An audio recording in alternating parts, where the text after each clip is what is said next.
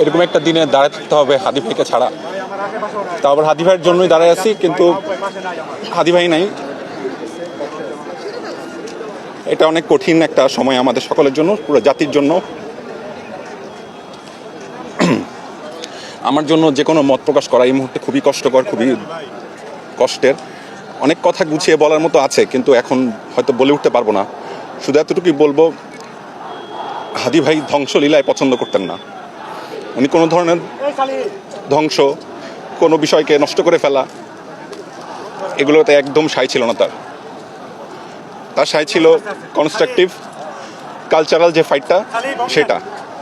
আপনাদের জাতির কাছে আমার অনুরোধ একটাই, আপনারা কালচারালি দয়া করে কালচারালি আপনারা ফাইটটা করুন। আপনারা সাংস্কৃতিকভাবে ফাইট করুন, পড়াশোনা করুন, স্কিলড হন। সেটাই হাদি ভাই চাইতেন। এবং আপনারা হাদি ভাইয়ের ভিডিওগুলো দেখেন, তার স্পিচগুলো শুনেন, তাহলে আপনারা উত্তর পেয়ে যাবেন।